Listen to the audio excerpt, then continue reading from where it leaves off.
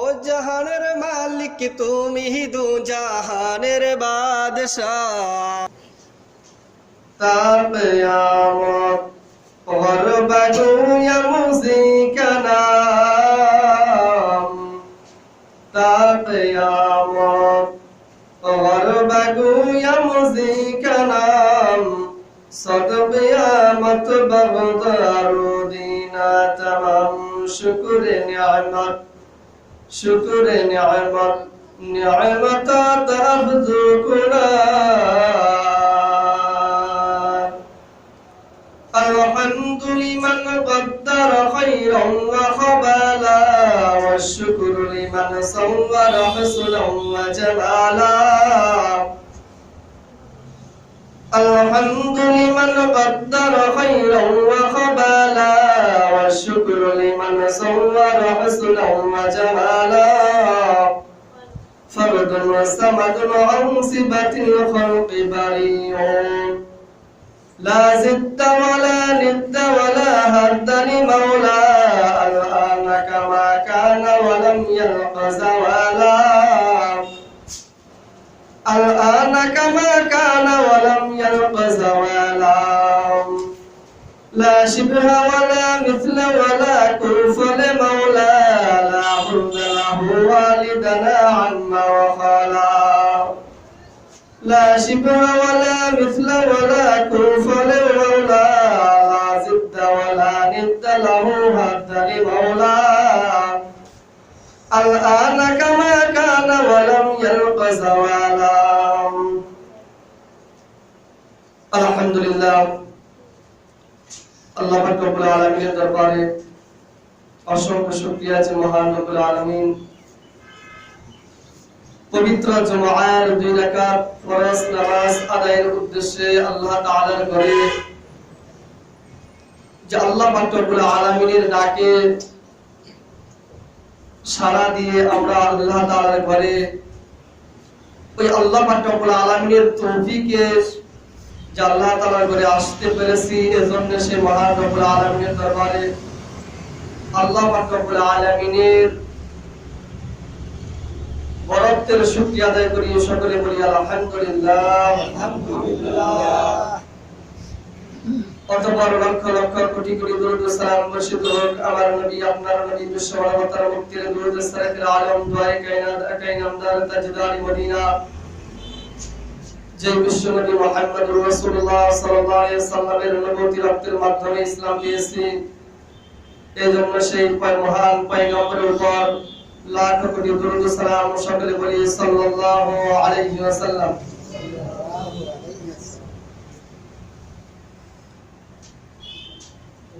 সম্মানিত মুসল্লিয়ান কিরাম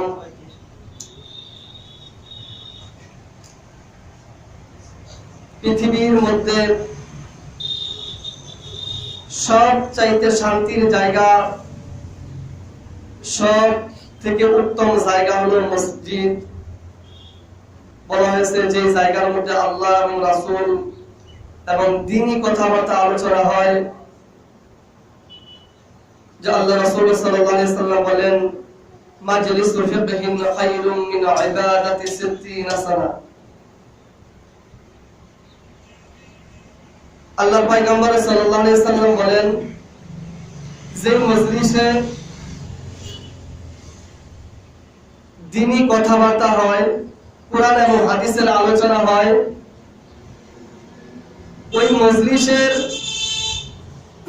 মধ্যে যে ফিকির করা হয় মাজলিসু ফিকহিন খায়রুম মিন ইবাদাতি 60 সানা সামান্যতম একটু ফিকিরের যে দৌলত আল্লাহ পাক রব্বুল আলামিন আমাদেরকে দান করবেন সেই দৌলতটা হলো 60 বছর 60 সানা 60 বছরের নফল নামাজের সওয়াব আল্লাহ তাআলা নফল ইবাদতের সওয়াব আল্লাহ তাআলা দান করবেন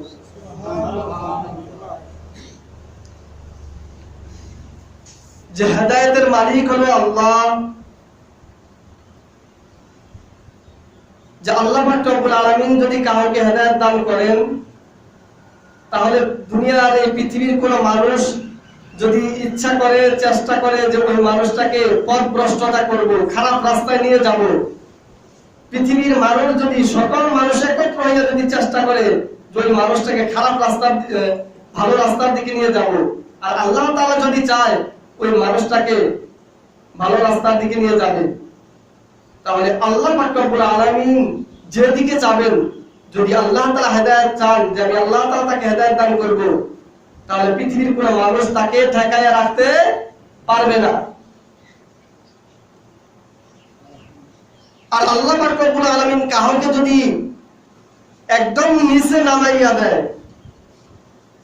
কাউকে যদি একদম নিচে নামাইয়া দেয়, অসম্মানিত করে, বেইজ্জতি করে, আর ওই মানুষটা টাকা পয়সা যতই থাকুক না কেন, যত সম্পত্তি থাকুক না কেন, পৃথিবীর মানুষ, সমস্ত মানুষ যদি চেষ্টা করে যে ওই মানুষটাকে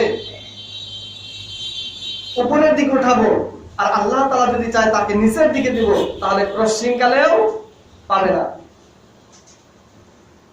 আল্লাহর পয়গাম, এইজন্য আল্লাহ পাক রব্বুল আলামিন বলেন হাদিসে কুদসির কথা, মান ইয়াহদিল্লাহু ফালা মুদিল্লা লাহু ওয়া মান ইউদ্লিলহু ফালা হাদিয়া লাহু। এটা সূরা প্রত্যেক খুতবার সময় পাঠ করা হয়। এজন্যই পাঠ করা হয় যে একমাত্র হেদায়েতের মালিক হলো আমি আল্লাহ। আমি আল্লাহ তাআলার কাছে হেদায়েত আছে। তোমরা হেদায়েত যদি চাও তাহলে আমি আল্লাহ তাআলার কাছেই চাও। আল্লাহর পয়গম্বর সাল্লাল্লাহু আলাইহি ওয়াসাল্লাম হাদিসে কুদসির মধ্যে আল্লাহর পয়গম্বর সাল্লাল্লাহু আলাইহি ওয়াসাল্লাম বলেন, মান ইয়াহদিল্লাহু ফালা মুদিল্লা লাহু ওয়া মান ইউদ্লিলহু ফালা হাদিয়া লাহু। আল্লাহর পয়গম্বর সাল্লাল্লাহু আলাইহি ওয়াসাল্লাম বলেন, আল্লাহ পাক রব্বুল আলামিনের কথা এটা।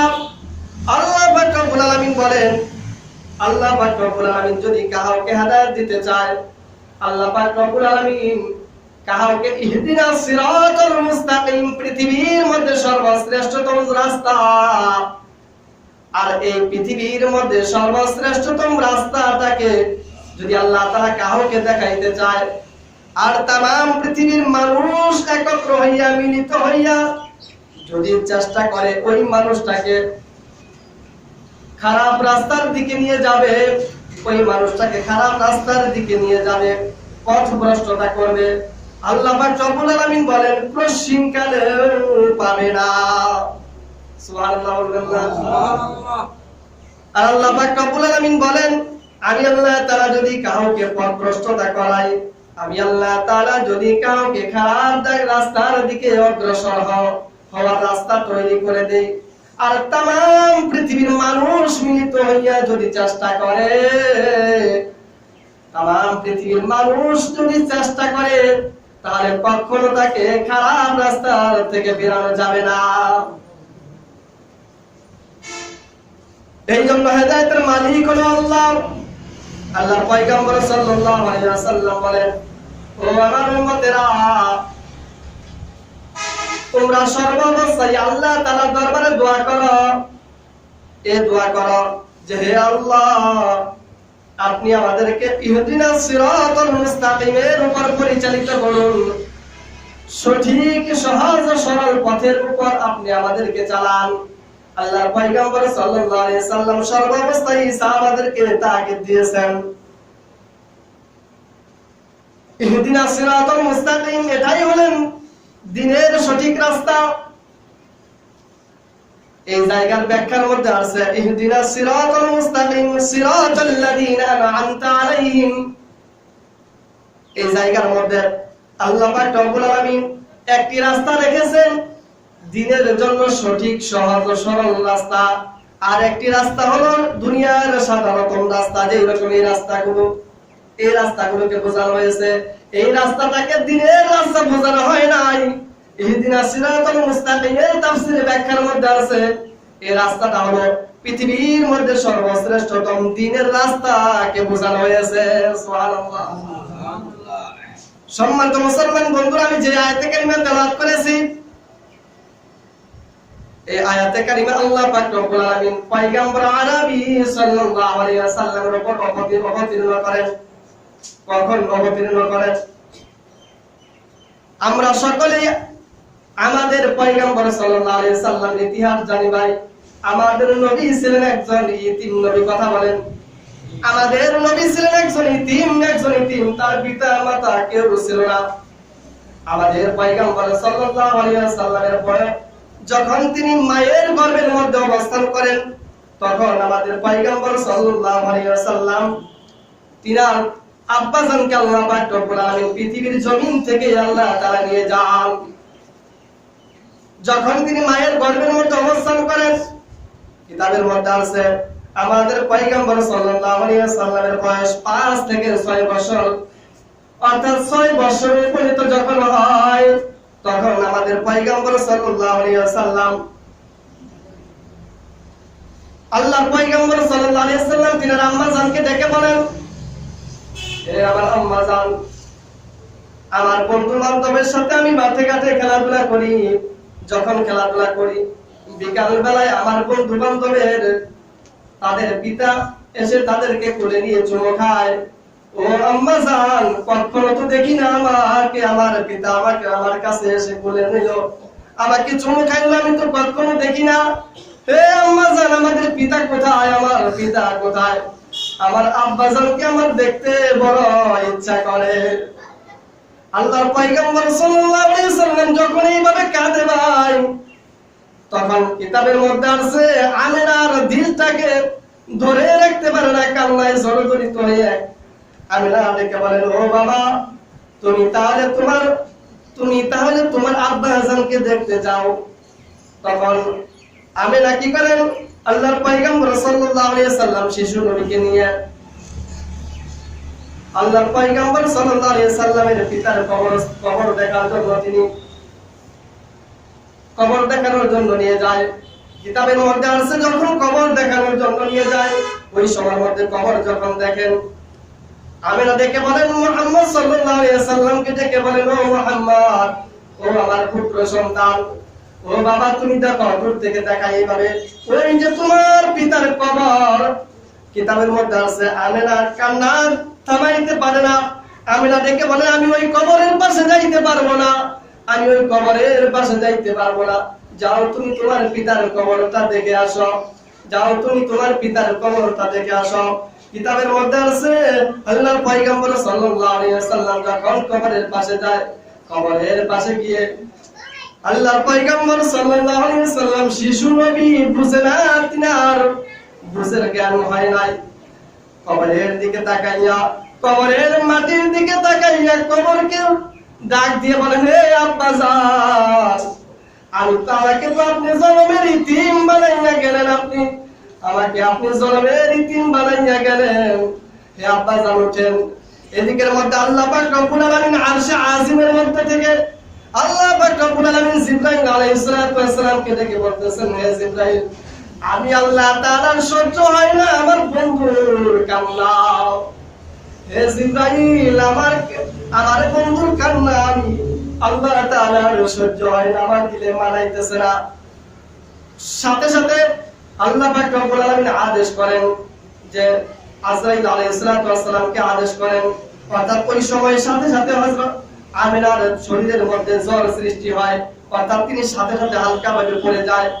কিতাবের মধ্যে আছে যখন আমিনা মাটির মধ্যে পড়ে যায়, তখন মুহাম্মদ সাল্লাল্লাহু আলাইহি সাল্লাম এবং একটি দাসী ছিলেন, এই দাসী আমিনাকে নিয়ে হযরত মুহাম্মদুর রাসূলুল্লাহ সাল্লাল্লাহু আলাইহি সাল্লামের যে ফুফুর বাড়ি ছিলেন, ওই ফুফুর বাড়িতে কুবালে নামক একটি জায়গা, ওই জায়গার মধ্যে বাড়ি ছিলেন, ওই জায়গার মধ্যে নিয়ে যায়। নিয়ে যাওয়ার পর ওই জায়গার মধ্যে আমিনা ইন্তিকাল করেন। কিতাবের মধ্যে আছে আল্লাহর পয়গম্বর সাল্লাল্লাহু আলাইহি সাল্লামের বয়স যখন 6 বছর উপনীত হয়, তখন তিনি তিনার জন্মদাত্রী মাকে হারান। এরপর থেকে আল্লাহর পয়গম্বর সাল্লাল্লাহু আলাইহি সাল্লাম জন্মের মতো ইতিম হয়ে গেলেন। ভাইজান, মা কি জিনিস, বাবা কি জিনিস ভাই, ওই সকল মানুষই বুঝে যাদের বাবা নাই, যাদের মা নাই, যাদের বাবা নাই মা নাই। কত সখীপুর বাজারে গেলেন, ঢাকা শহরে ঘুরলেন, তামাম বাংলাদেশ জুড়ে ঘুরলেন, কোথাও মাকে খুঁজে পাওয়া যায় না, কোথাও বাবার চেহারার সাথে অন্য মানুষের চেহারার সাথে মিল আসে না ভাই। এই জন্য আল্লাহর পয়গম্বর সাল্লাল্লাহু আলাইহি ওয়াসাল্লামের বয়স যখন 6 বছর উপনীত হয়, তখন তিনি একেবারে ইতিম হয়ে যায়। আল্লাহর পয়গম্বর সাল্লাল্লাহু আলাইহি ওয়াসাল্লাম একদম তিনি যখন ইতিম হয়ে যায় তখন আবু তালেব ছিলেন তিনার দাদা। কার ঘরের মধ্যে তিনি থাকবেন, কার ঘরের মধ্যে অবস্থান করবেন? আবু তালেব, আব্দুল মুত্তালিব এবং আবু তালেব এই দুজনে মিলিত হইয়া আল্লাহর পয়গম্বর সাল্লাল্লাহু আলাইহি ওয়াসাল্লামকে লালন পালন করেন। পয়গম্বর মুহাম্মদুর রাসূলুল্লাহ সাল্লাল্লাহু আলাইহি ওয়াসাল্লামের পয়গম্বর সাল্লাল্লাহু আলাইহি ওয়াসাল্লামের দাদা আব্দুল মুত্তালিব যখন পয়গম্বর 8 বছর হয় তখন তিনার দাদা পৃথিবীর জমিন থেকে বিদায় নিয়ে যায়। আব্দুল মুত্তালিব পয়গম্বর সাল্লাল্লাহু আলাইহি ওয়াসাল্লামকে খুব মহব্বত করত। কেন মহব্বত করবে না ভাই? এমন চাঁদের টুকরার মতো চেহারা তামাম পৃথিবীর মধ্যে ছিল না। সুবহানাল্লাহ। আমাদের পয়গম্বরের এত সুন্দর চেহারা তামাম পৃথিবীর মধ্যে ছিল না। আল্লাহর পয়গম্বর সাল্লাল্লাহু আলাইহি ওয়াসাল্লাম তিনার বয়স যখন 8 বছর উপনীত হয় তখন তিনার দাদা পৃথিবীর জমিন থেকে বিদায় নিয়ে যায়। মৃত্যুর পূর্বে আবু তালেবকে ডেকে বলেন, হে আবু তালেব, তুমি কি করো? তুমি আমার নাতিটাকে তুমি পালবে, তুমি তাকে লালন পালন করবে। এই বলে আবু তালেবের কাছে রেখে পয়গম্বর মুহাম্মদুর রাসূলুল্লাহ সাল্লাল্লাহু আলাইহি ওয়াসাল্লামের দাদা পৃথিবী থেকে বিদায় নেয়। আল্লাহর পয়গম্বর সাল্লাল্লাহু আলাইহি ওয়াসাল্লাম বলেন, আমার বয়স যখন 8 বছর হয় তখন আমার দাদাকে আমি হারাইলাম। হারানোর পর থেকে আমি মায়ের দুঃখ কখনো বুঝি নাই। পিতা হারানোর দুঃখ আমি কখনো বুঝি নাই। মায়ের দুঃখ কখনো আমি বুঝি নাই। আবু তালেবের যে স্ত্রী ছিলেন সেই স্ত্রী পয়গম্বর মুহাম্মদুর রাসূলুল্লাহ সাল্লাল্লাহু আলাইহি ওয়াসাল্লামকে এত মহব্বত করত, নিজের কলিজার থেকে তিনি কিতাবের মধ্যে আছে মুহাম্মদুর রাসূলুল্লাহ সাল্লাল্লাহু আলাইহি ওয়াসাল্লামকে মহব্বত করতেন। যখন আবু তালেব দুনিয়া থেকে বিদায় নিয়ে যাবে, সময় কম, যখন আবু তালেব পৃথিবীর জমিন থেকে বিদায় নিয়ে যাবে পয়গম্বর দিলের মধ্যে কান্না, দিল মাখা হলো একজন নবী, নরম দিলওয়ালা নবী। পয়গম্বর রাওয়ারই করে কান্না করতেছে, হায় হায় আমার পৃথিবী আমার আর কেউ থাকবে না। ওই মক্কাতুল মুকাররমার মধ্যে যদি পয়গম্বরের শরীরের মধ্যে কেউ হাত দিতে চাইতো, আবু তালেব যতদিন জীবিত ছিল ততক্ষণ পর্যন্ত পয়গম্বরের শরীরের মধ্যে কেউ হাত দিতে পারতো না। শেষ অর্থাৎ পয়গম্বর সাল্লাল্লাহু আলাইহি ওয়াসাল্লামের উপর থেকে ছায়া শেষ চলে যাইতেছে, আবু তালেব মৃত্যু সজ্জায়। তখন এই আয়াত কারিমা আল্লাহ তাআলা অবতীর্ণ করেন। আল্লাহর পয়গম্বর সাল্লাল্লাহু আলাইহি ওয়াসাল্লাম খবর পাইলেন তিনার আপন চাচা আবু তালেব, দিলের চাচা, মহব্বতের একজন চাচা, তিনি পৃথিবীর জমিন থেকে বিদায় নেবে, কিন্তু তিনি মুসলমান গ্রহণ করে নাই, ইসলাম ধর্ম গ্রহণ করে নাই। আল্লাহর পয়গম্বর সাল্লাল্লাহু আলাইহি ওয়াসাল্লামের দিলের মধ্যে শুধু একটু কষ্ট, এতটুকু কষ্ট যে আমার চাচাকে আমি মুসলমান করে পৃথিবীর জমিন থেকে বিদায় করতে পারলাম না। কিতাবের মধ্যে আছে আল্লাহর পয়গম্বর সাল্লাল্লাহু আলাইহি ওয়াসাল্লাম আবু তালেবের অর্থাৎ মৃত্যু সজ্জায় তখন তিনার বাম পাশের মধ্যে তিনি সুন্দর করে বসছেন। আয়েশা বসার পর আল্লাহর পয়গম্বর সাল্লাল্লাহু আলাইহি ওয়াসাল্লাম আবু তালেবকে দেখে বলতেছেন, ও প্রাণের চাচা, আপনি যদি বিদায় নেন আমার উপর থেকে একদম মক্কা থেকে ছায়া চলে যাবে। আপনি আমার বাবার যে জায়গাটা আপনি পূরণ করেছেন, আমার মা জননীর যে জায়গাটা সেটাই আপনি পূরণ করেছেন, কিন্তু আপনার প্রতি আমার একটা আবদার, আপনি আমার কানে কানে একবার আপনি লা ইলাহা ইল্লাল্লাহ মুহাম্মাদুর রাসূলুল্লাহ একবার আপনি আমার কানে কানে বলে যান। ওই ময়দানে মাশরের দিন আপনার জন্য আমি রাসূল সকলের আগে আমি আপনার জন্য সুপারিশ করে জান্নাতে নিয়ে যাব। আল্লাহর পয়গম্বর সাল্লাল্লাহু আলাইহি ওয়াসাল্লাম কান্না করতেছেন আর বুঝাইতেছেন। এদিকের মধ্যে আবু জাহেল, উতবা, সাইবা বড় বড় কাফের লিডাররা ওই সাইডের মধ্যে দাঁড়িয়ে রয়েছেন। কাফেররা বলতেছেন, অর্থাৎ চোখের ইশারা দিতেছেন আবু তালেবকে, না না, তুমি কালেমা গ্রহণ করো না, তুমি কালেমা গ্রহণ করো না। এমন অবস্থায় যদি তুমি কালেমা গ্রহণ করো, এমন অবস্থায় যদি তুমি কালেমা গ্রহণ করো, তাহলে তোমার বাপ দাদার ধর্মকে তুমি বিলুপ্ত করে তোমার চোখের মধ্যে তুমি চুলকানি মেখে তুমি পৃথিবীর জমিন থেকে বিদায় নিবে। না না, তুমি কালেমা গ্রহণ করবে না। আল্লাহর পয়গম্বর সাল্লাল্লাহু আলাইহি সাল্লাম বুঝাইতেছেন, কান্না করতেছেন, হে আমার চাচা, এই পৃথিবীর জমিনে আপনি আমার সুখের দুঃখের দিনের আপনি আমার সাথী ছিলেন।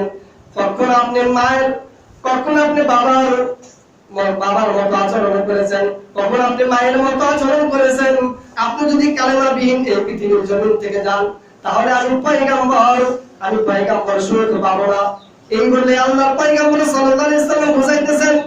তখন আল্লাহ পাক রব্বুল আলামিন হযরত জিবরাইল আলাইহিস সালামকে এই আয়াতটা পাঠাইলেন, ইন্নাকা লাতাহদি মান আহবাবতা ওয়ালাকিন্নাল্লাহা ইয়াহদি মান ইয়াশা। আল্লাহ পাক রব্বুল আলামিন বললেন, আপনি যাকে পছন্দ করবেন, হে পয়গম্বর মুহাম্মদ সাল্লাল্লাহু আলাইহি ওয়াসাল্লাম, আপনি যাকে পছন্দ করবেন তাকে তো আপনি হেদায়েত দিতে পারবেন না। আপনি হেদায়েতের মালিক নন, হেদায়েতের মালিক হলাম আমি আল্লাহ। যাকে আমি আল্লাহ তাআলা হেদায়েত দিব, সে একমাত্র হেদায়েত পাবেন। আবু তালেবের কপালে হেদায়েত জুড়ছিল না, তার কপালে হেদায়েত জুড়ছিল না ভাই। কিন্তু আল্লাহর পয়গম্বর সাল্লাল্লাহু আলাইহি ওয়াসাল্লাম ওই দিন এত কান্না করেছেন, এত কান্না করেছেন। আল্লাহর পয়গম্বর সাল্লাল্লাহু আলাইহি ওয়াসাল্লাম তার জীবনে এত কান্না, এত দুঃখিত হয় নাই। এই জন্য বন্ধুস্থ বুজুর্গ, হেদায়েতের মালিক হলো আল্লাহ। সর্বাবস্থায় হেদায়েতের জন্য দোয়া চাইতে হবে, সর্বাবস্থায় ইবাদতের জন্য দোয়া চাইতে হবে।